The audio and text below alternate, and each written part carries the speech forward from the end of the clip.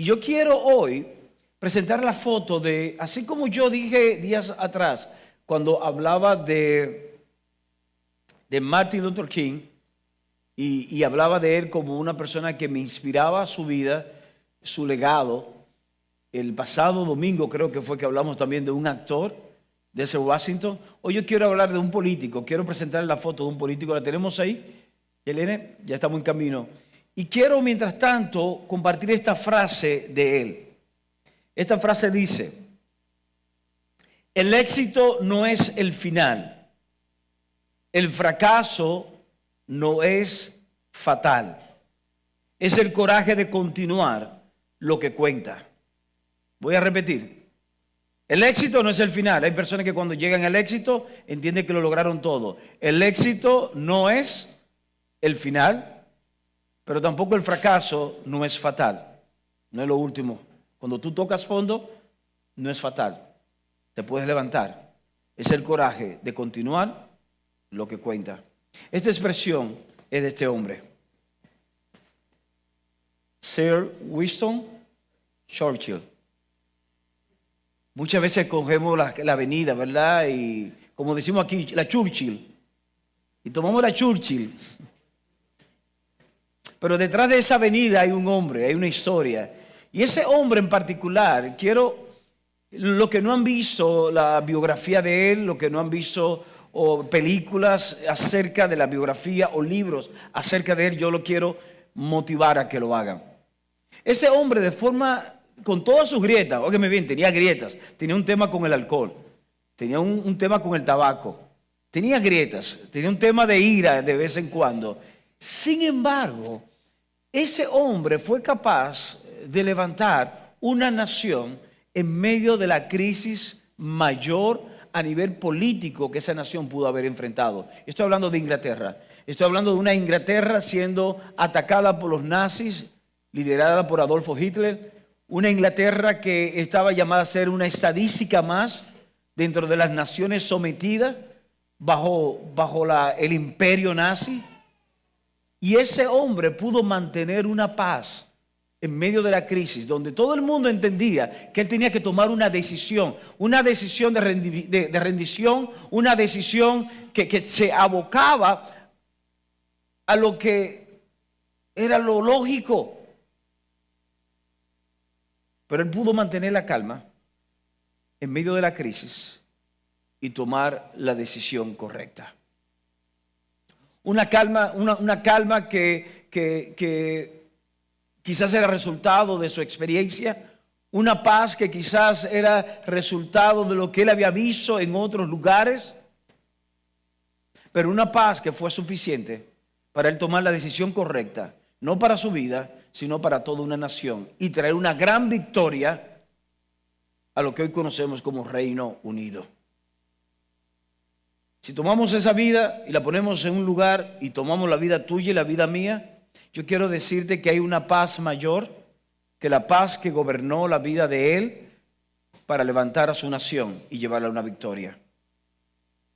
Y es una paz que es una paz inagotable que nos ha sido dada por nuestro Dios, a ti y a mí. Y de eso estaremos tratando en los próximos minutos. Lo que es la paz inagotable, esa paz que el mundo no puede percibir, no puede entender, pero una paz que viene de parte del Señor. Una paz que en un momento determinado Jesús estaba con los discípulos. Es una historia bien conocida por todos. Está registrada en Marcos capítulo 4, y quiero que algunos que tengan sus Biblias, ¿verdad?, puedan ir allá. Marcos capítulo 4, verso 35 al 41. Y registra ese momento en que Jesús está con los discípulos, está ministrando, predica el Sermón del Monte como muchos lo conocen. Habla de mensajes que transforman las vidas de los que las reciben. Y en medio de esa gran multitud, cuando él termina, él lo dice a los discípulos: ahora yo quiero que ustedes se monten conmigo en la barca y vamos a cruzar al otro lado. Al otro lado había una asignación. Al otro lado había alguien que esperaba por él. Cuando leemos capítulo 5 nos damos cuenta de lo que había del otro lado. Del otro lado había un hombre endemoniado y había toda una región que estaba bajo la influencia espiritual de lo que oprimía a este hombre. Y era necesario que Jesús llegara a ese lugar para traer liberación a este hombre. Era necesario que Jesús llegara a este lugar para establecer lo que es el reino de los cielos. Y es por eso que le dice a los discípulos: yo quiero que ustedes me acompañen, se monten conmigo en la barca y vamos a cruzar al otro lado. Así como Dios le ha hablado a muchos de los que estamos aquí, a todos los que estamos aquí, de que del otro lado hay algo que Él va a completar en tu vida. Quizás hoy Dios te está diciendo: móntate en la barca, porque es necesario que crucemos al otro lado, porque hay un matrimonio esperando por ti. Entra a la barca, crucemos al otro lado porque hay hijos que están esperando por ti. Entra a la barca porque hay un negocio, hay una empresa que te ha entregado que está esperando del otro lado por ti. Entra a la barca porque hay una familia que necesita ser sanada y restaurada a través de ti. Así que móntate en la barca. El punto es que todos estamos en la barca.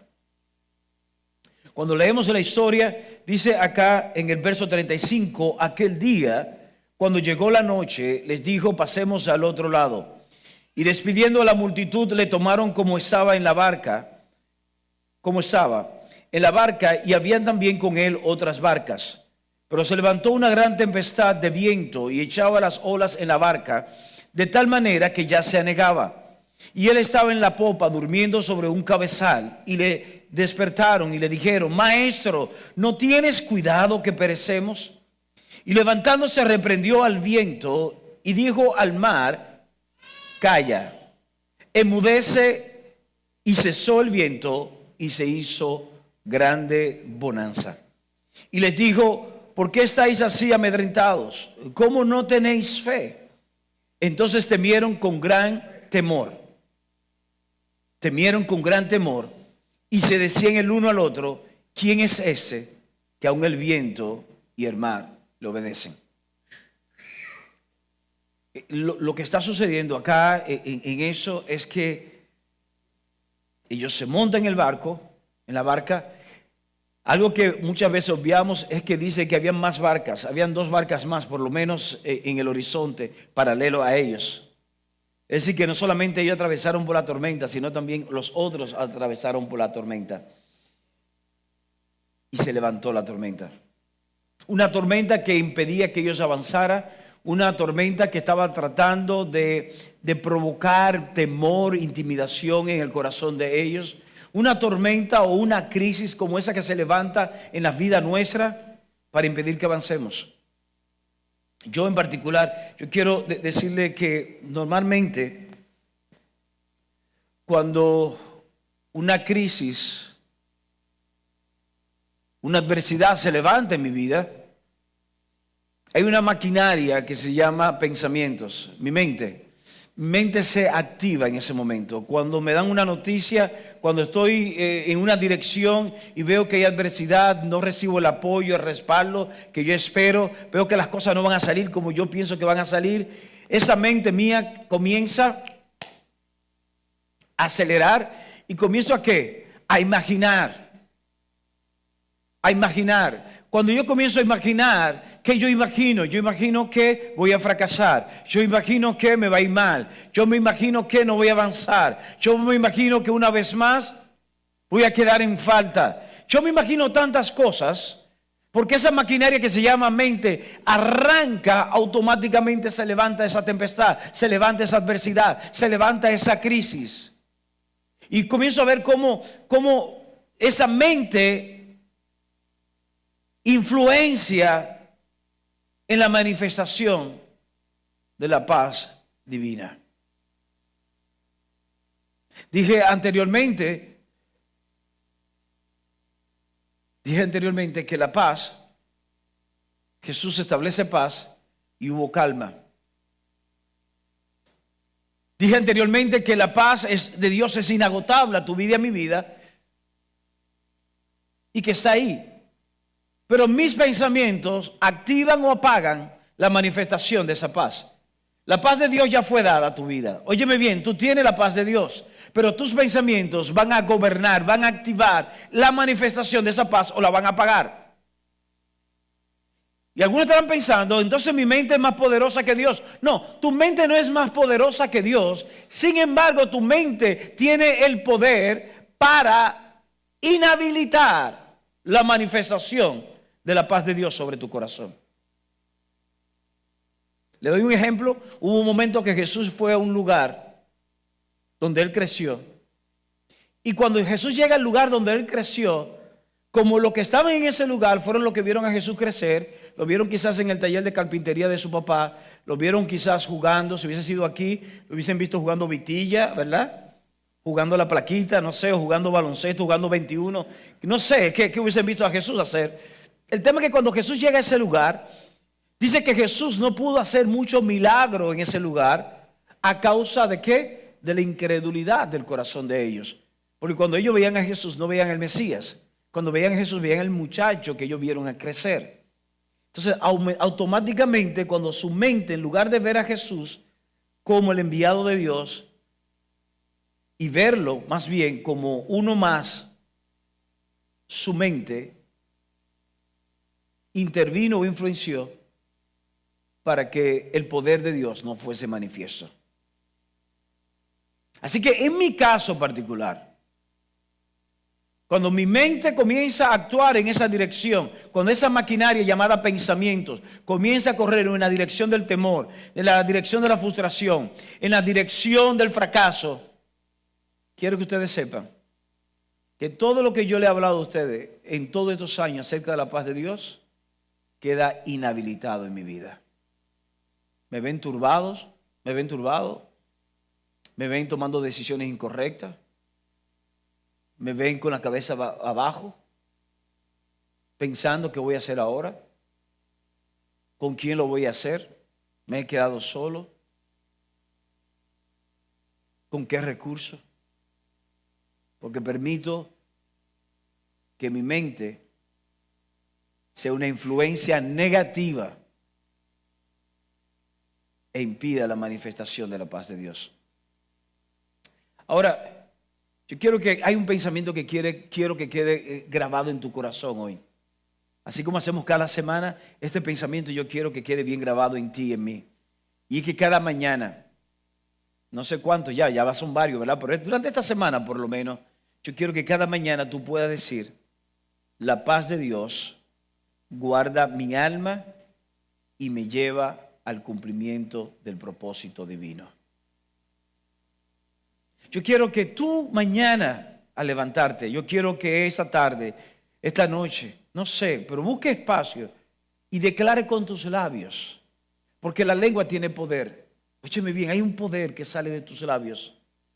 Dice la Escritura y lo hemos visto, tiene poder para vida y para muerte. Y dice la palabra que el hombre va a vivir del fruto de ella.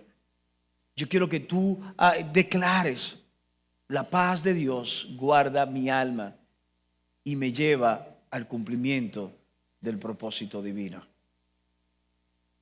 Y estoy convencido que nuestra fe, así como yo estoy hablando de esos pensamientos míos que se aceleran, yo estoy convencido que nuestra fe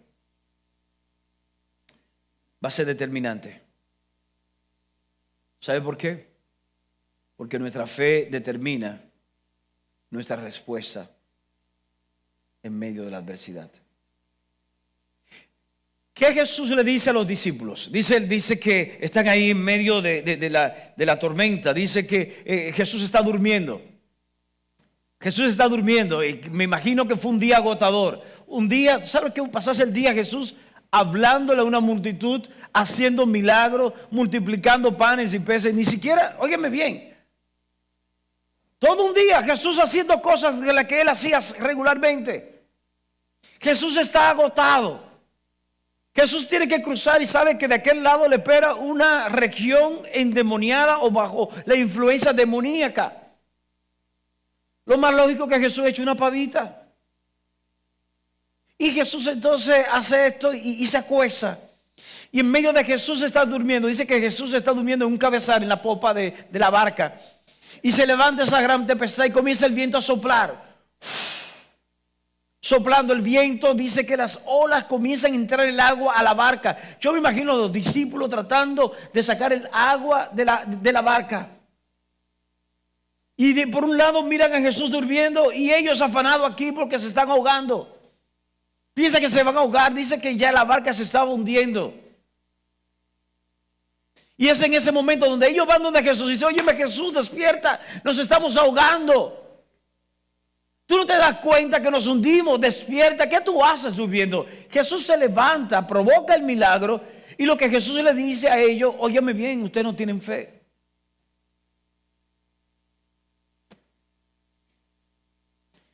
La reprensión de Jesús a los discípulos fue la incredulidad. Dice: pero ¿qué pasó? Son hombres de poca fe. ¿Qué le pasó a la fe de ustedes?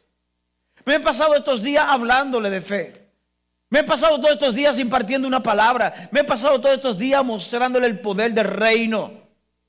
Ustedes han visto cómo el Padre me usa. Ustedes han visto cómo cada palabra que yo he dado no ha caído en tierra sin cumplirse.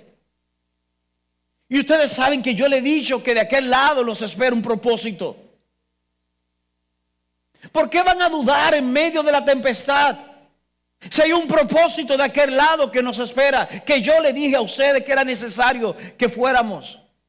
Si yo le dije a ustedes que era necesario que fuéramos a aquel lado, y ustedes han visto quién yo soy, y estoy en medio de ustedes, ¿por qué temen? La respuesta desesperada y ansiosa de ellos es porque aunque tenían palabra y aunque habían visto milagro, olvidaron que Jesús en medio de la barca es más que suficiente para ellos tener paz. Y muchos de nosotros en medio de la tempestad, en medio de la crisis y en medio de la adversidad respondemos inadecuadamente porque estamos llenos de teoría. Hemos visto y hemos dado mucho testimonio, pero nos olvidamos quién está en la barca de tu corazón.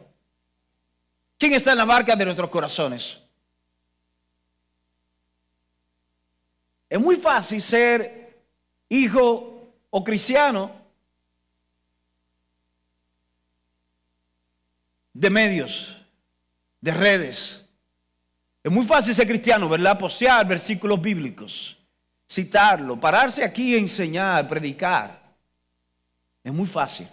¿Cómo tú manejas la crisis en tu hogar? ¿Cómo tú manejas la crisis financiera? ¿Cómo tú manejas la adversidad? ¿Cómo tú manejas un tema de un hijo, de una hija en droga? ¿Cómo tú lo vas a manejar? ¿Cómo tú vas a manejar un hijo que te diga ahora o una hija que te diga ahora: ¿sabes qué? Yo me he dado cuenta de algo.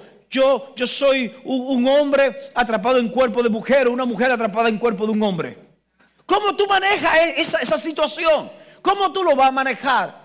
Citándole versículos bíblicos y con toda la religiosidad que ha aprendido, o lo va a manejar como un hombre o una mujer de Dios que desde la paz sabrá cómo impartir vida en medio de esa crisis. Porque recuerda que nuestra fe va a determinar cómo nosotros vamos a reaccionar en medio de las circunstancias adversas que se levantan. Y es por eso que Jesús le dice lo que le dice a ellos. Porque si hay algo que yo quiero que sepamos hoy es que la fe no es ciega. Nosotros muchas veces citamos esa palabra: no, porque la fe es ciega. No, yo creo porque la fe es ciega. Óyeme, la fe no es ciega, la fe es visionaria. Por eso cuando el autor de Hebreos nos da la declaración de fe, ¿qué dice? Es la fe, la certeza de lo que se espera, es la convicción de lo que no se ve. No está diciendo que es ciega, no, está diciendo que es visionaria. Puede ver más allá de lo que aún se ha manifestado. Eso es fe. ¿Qué es lo que gobierna tu vida? ¿Qué es lo que gobierna mi vida? Porque si los discípulos fueran visionarios, en medio de la tempestad y el agua tocando sus pies, el agua entrando a la barca, aunque eso le provocara emocionalmente algún tipo de perturbación, eso no podía provocarle a ellos un nivel de ansiedad tal de pensar que iban a morir. Porque ellos tenían que tener la fe suficiente para verse allá donde Jesús se le dijo que ellos iban a llegar, y tenían que tener la fe suficiente para ver el cumplimiento de Dios. manifestado en sus vidas y a través de sus vidas. Cuando hablamos de una paz inagotable, es la paz que Dios te ha dado a ti. Y esa es la paz que tú y yo tenemos que permitir que gobierne nuestras vidas, que gobierne nuestras decisiones. Porque así como la fe es visionaria, el temor es visionario. El temor es visionario. Y el temor también tiene una certeza de lo que se espera. El temor también tiene una convicción de lo que no se ve. Y por eso vemos hombres y mujeres tomando decisiones incorrectas basadas en temor. Hombres y mujeres tomando decisiones incorrectas basadas en una convicción de que lo peor le va a suceder. Y tienen que saltar del barco rápido. Porque no hay manera que de esta nos podamos librar. Olvidándose que hay una paz que Dios ha dado a través de su Hijo, que no es paz como el mundo la da.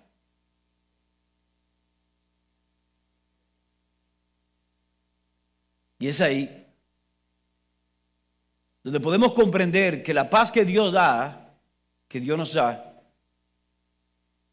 es una paz inagotable que se manifiesta en toda circunstancia. Dios da una paz inagotable que se manifiesta en toda circunstancia. En toda circunstancia. No hay una sola circunstancia que tú puedas estar enfrentando que la paz de Dios, que es inagotable, no se pudiera manifestar. Y es porque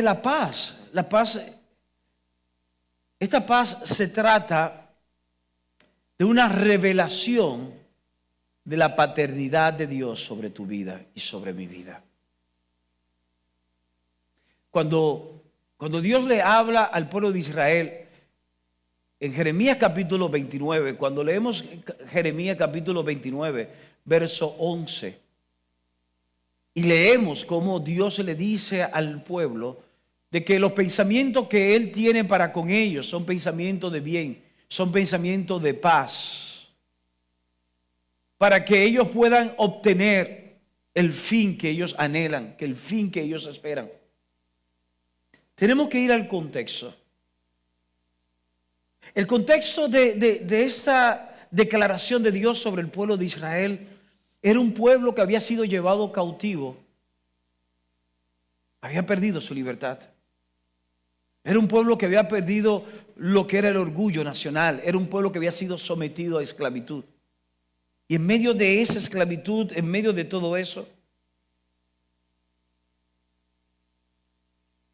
Dios les dice: yo tengo pensamientos de bien y de paz. Es más, Dios le dice en ese mismo lugar, a través del profeta, le dice a ellos: ¿saben qué? Yo necesito que ustedes, ahí donde están, en medio de la dificultad, en medio de la crisis que estén viviendo, yo quiero que ustedes siembren. Yo quiero que ustedes cosechen. Porque en la prosperidad de ustedes estará la prosperidad de ese pueblo también. Y en la prosperidad de ese pueblo estará la prosperidad de ustedes.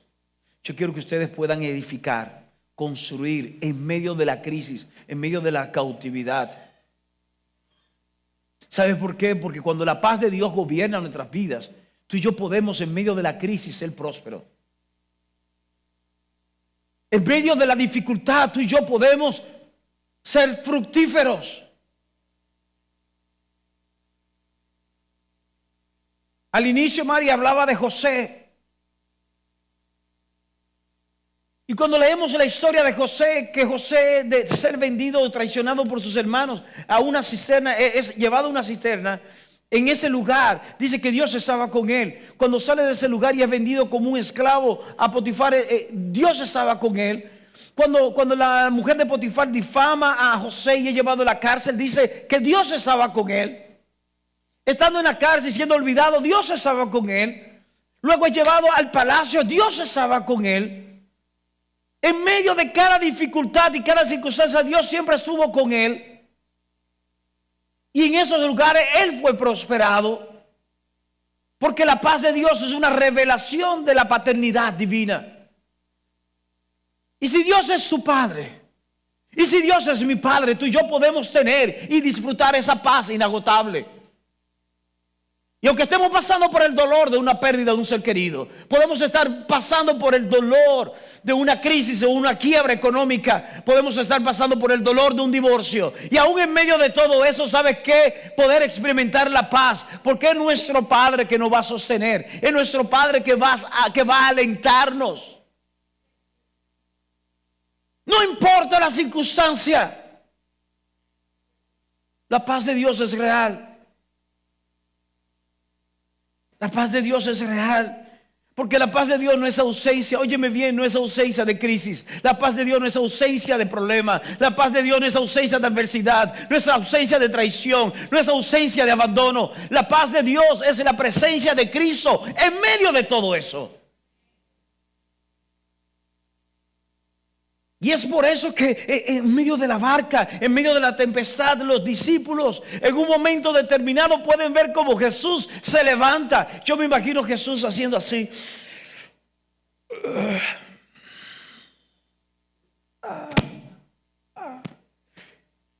Y le dice al viento, enmudece.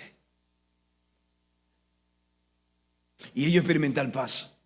Dice que ellos vieron cómo de pronto el mar, el viento enmudecen y hubo una gran paz. ¿Qué provocó la diferencia? ¿El viento, el mar? No, que Cristo estaba en medio de ellos y cuando Cristo entonces manifestó su presencia, se estableció la paz. Y cuando tú y yo estamos conscientes de que Cristo está en medio nuestro, en el momento oportuno, no antes, no después, en el momento oportuno, esa paz se va a manifestar y va a ser tangible, va a ser visible para todo aquel que está a nuestro alrededor. Y a muchos van a decir, pero ¿qué tiene este hombre? ¿Qué tiene esta mujer? Y podemos comprender lo que Pablo dice. Dice la paz de Dios que sobrepasa todo entendimiento. Porque para muchos es una locura, para muchos es una paz ridícula. Es ridículo tú tener esa posición, esa firmeza, mantenerte a bordo. No lanzarte del barco, no bajarte de donde tienes que bajarte o donde tú quieres bajarte porque estoy atravesando por un problema ahora. Estoy atravesando por una dificultad y voy a dejar de hacerlo. No, ahí es que se demuestra qué gobierna tu vida, si la adversidad o la paz de Dios.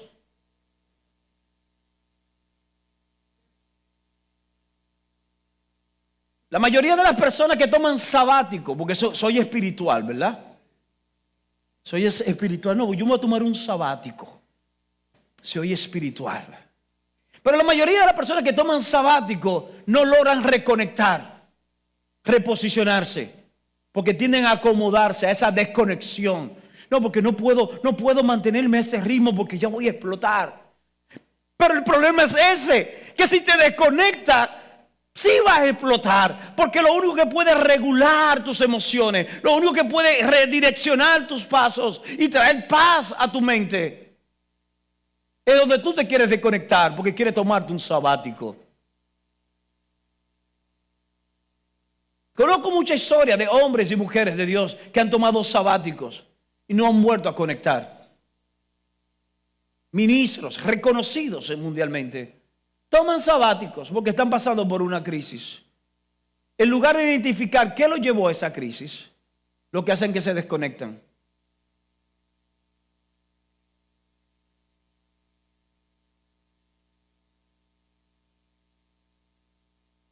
El tema no es en lo que tú estás haciendo.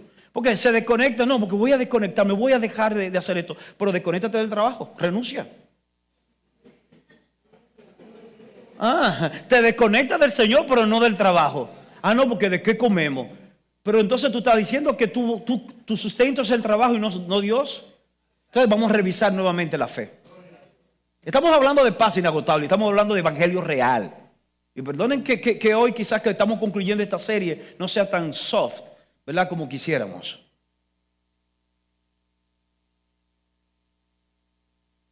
Paz inagotable. Tenemos que permitir que esa paz. Juan capítulo 14, verso 27. Jesús hablándole a los discípulos, Jesús les dice a ellos, la paz os dejo, mi paz os doy. Yo no os la doy como el mundo la da.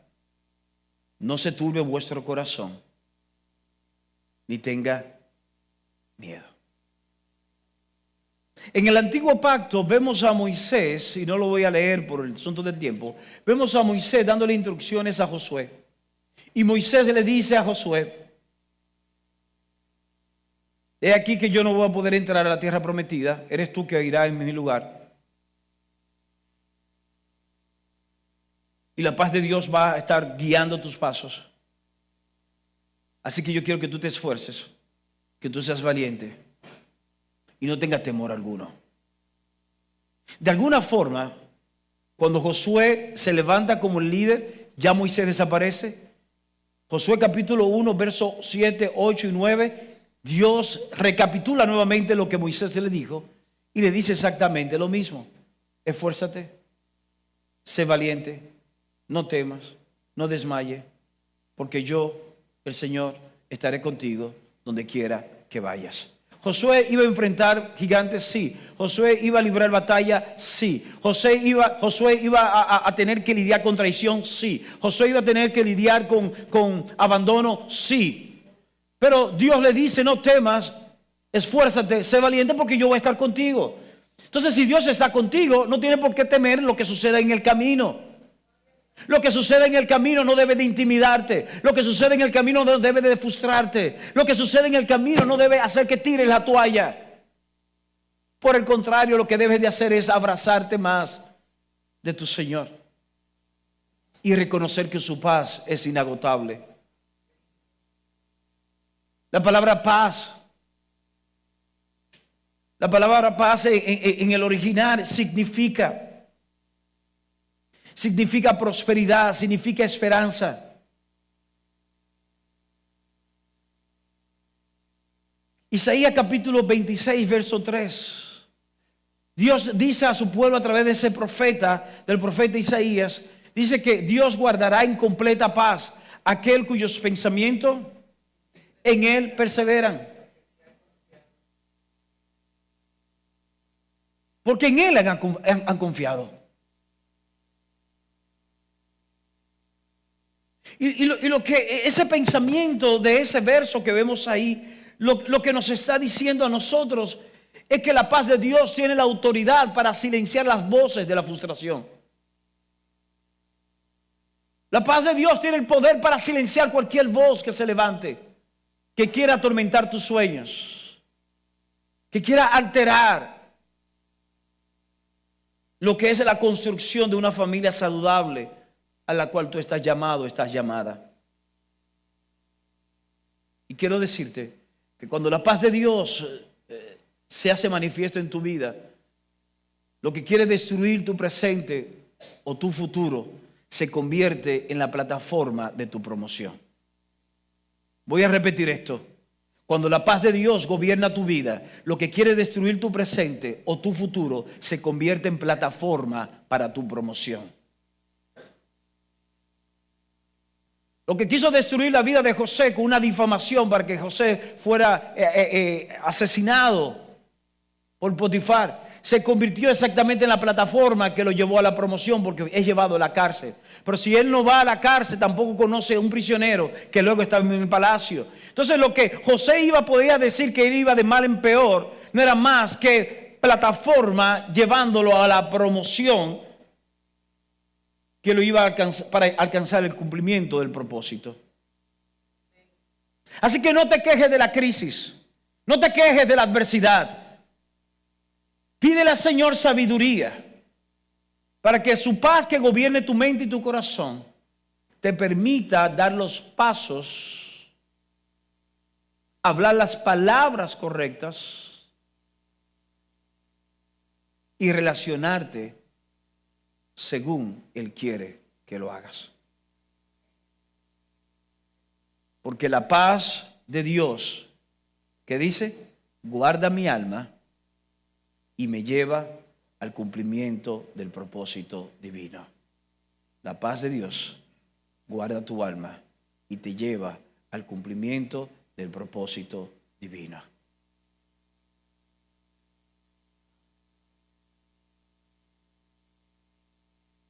Y quiero hacer una pregunta antes de finalizar. ¿Estás tú dispuesto, estás dispuesta a reposar en Dios? Porque para muchos es fácil citar: los que aman a Dios, todas las cosas ayudan para bien. Es fácil citarlo. Pero cuando estamos pasando por esos momentos, ¿cómo podemos tener paz? Porque la paz de Dios es inagotable. Y se manifiesta en nuestra relación con Él. Por un lado, porque dice que justificados por medio de la fe, tenemos paz para con Dios. Es decir, la paz se revela para salvación, pero la paz de Dios es para llevarnos a nosotros a ese cumplimiento. Y como llegó a decir el salmista, David llega a decir: hubiera yo desmayado si no supiera que veré la bondad del Señor en la tierra de los vivientes. Cuando hablo de si tú estás dispuesto o dispuesta a reposar en Dios, es que si tú estás dispuesto a que tus pensamientos y tu corazón esté anclado en Dios y en su promesa. Es una decisión. Tú decir: mis pensamientos y mi corazón van a estar anclados en su promesa. Es desafiante eso. Porque algunas personas no nos van a comprender. Es más, algunas personas van a decir que estamos presumiendo o que somos orgullosos, somos prepotentes. Claro, cuando el carácter de Cristo se está formando en nosotros, aún esa firmeza la vamos a reflejar a través de la humildad. Pero estoy hablando de que pensamiento y corazón deben estar anclados en Dios y en su promesa. Tu paz no debe estar depositada en un cheque. Tu paz no debe estar depositada en la promesa de una llamada, en un sí que un hombre te pueda dar, en un sí que una mujer te pueda dar. Tú no puedes permitir, mujeres, y a las mujeres casadas le voy a decir esto: tú no puedes permitir que el abrazo o no de tu esposo sea lo que te dé paz o te quite paz. Porque entonces tu fe está depositada en él.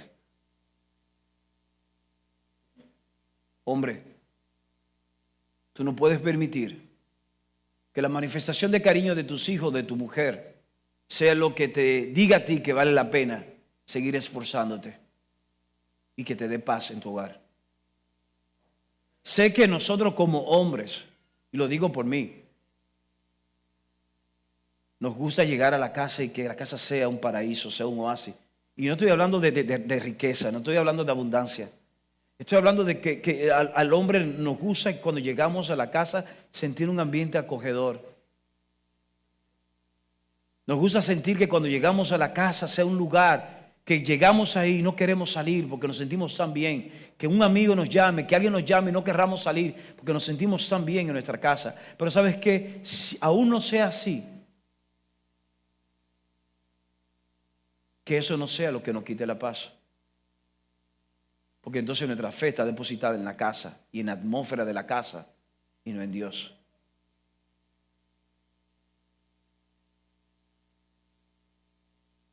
Una posición que tú tengas, un título que te sea quitado, no te quita la paz. Que te sea otorgado, no te puede dar la paz. ¿Estás dispuesto a reposar en Dios? Esa es la pregunta que tenemos que hacernos. Si tú estás dispuesta a hacerlo, porque de esa manera tú podrás ver la crisis como medio de cumplimiento en lugar de instrumento de destrucción. Voy a repetir eso. Cuando la paz gobierna tu corazón, tú ves la crisis como medio de cumplimiento y no como instrumento de destrucción. Porque lo que algunos llaman como paz ridícula, en Dios es una paz transformadora. Paz inagotable.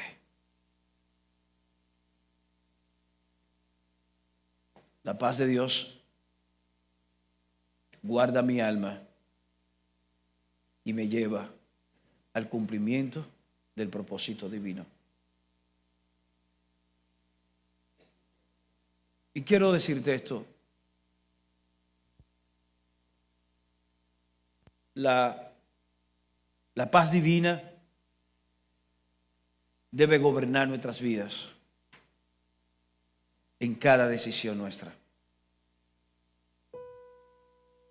Te hablaba de Churchill, de cómo la paz de él fue suficiente para guiarlo a él a tomar decisión en medio de un peligro inminente para él y para su nación. Y porque un hombre pudo manejar la crisis desde la paz interna, pudo proteger y salvaguardar su familia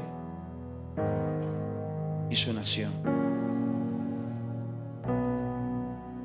Y quizás tú estás sentado, estás sentada ahí, y algunos que van a ver esto luego a través de nuestro canal estarán pensando en este momento: Él no sabe lo que estoy viviendo. Y quizás es cierto, yo no sé lo que tú estás viviendo hoy. Quizás es cierto que no sé lo que estás atravesando. Pero te puedo decir algo. Si te estás atravesando por una quiebra financiera y eso te está quitando la paz, te puedo decir que desde el 2001 al 2006 fueron años oscuros. Deudas, notificaciones, temor mío de ir a lugares públicos porque no sabía a quién yo me iba a encontrar y que me iba a preguntar que cuándo le iba a pagar. Sí, y no me avergüenzo de decirlo. Pero por un momento no me bajé de compartir el evangelio. No dejé de compartir esperanza, buenas nuevas a otros. No porque yo fuera especial, sino porque yo comprendí que la paz de Dios tenía que gobernar mi vida. Divorcio. No, tú no sabes lo que es una separación. 2005 yo atravesé por un divorcio. Producto de toda esa crisis y todas estas cosas, y no vale la pena remover. Yo sé lo que es un divorcio. Yo sé lo que es ver la niña mía pequeña salir de mi casa porque yo no me iba a poder quedar con ella. Yo sé lo que es eso. Y sé lo que es paz. Sé lo que es ver un camión sacando todas las cosas, todos los bienes muebles, y quedar con un apartamento vacío y acostarme esa noche con un apartamento vacío, con una cama. Yo sé lo que es eso. No me vengas tú a decir que esto es teoría. Sí, pero tú no sabes lo que es perder un ser amado. 2018 tuve que enterrar a mi madre. Verla partir, donde poco antes uno de mis 3 mejores amigos, un hijo espiritual, un amigo a través del cual yo vine al Señor, de repente también perdió la vida, y menos de un mes perder a este gran amigo y luego perder a mi madre. Sí, pero tú no sabes lo que es que a uno de buena primera se le explote algo en la cara, y ya sea familiar o ya sea algo legal, y tú no sabes, y no fuiste tú que lo causaste, y ni tampoco está en tus manos la solución. ¿Sabes qué? Desde el 2018 yo he estado lidiando con situaciones hasta el día de hoy que me han explotado en la cara. No sé cómo resolverla, pero la paz de Dios gobierna mi vida. No porque soy especial, simplemente porque he comprendido que la paz es una revelación de la paternidad de Dios sobre mí, y he decidido abrazarla. Y cada día, esta es una declaración Quizás no con esas palabras, pero es una declaración que sale de mí. La paz de Dios guarda mi alma y me lleva al cumplimiento del propósito divino. Veré personas entrar a mi vida y veré personas salir de mi vida, pero siempre estaré firme,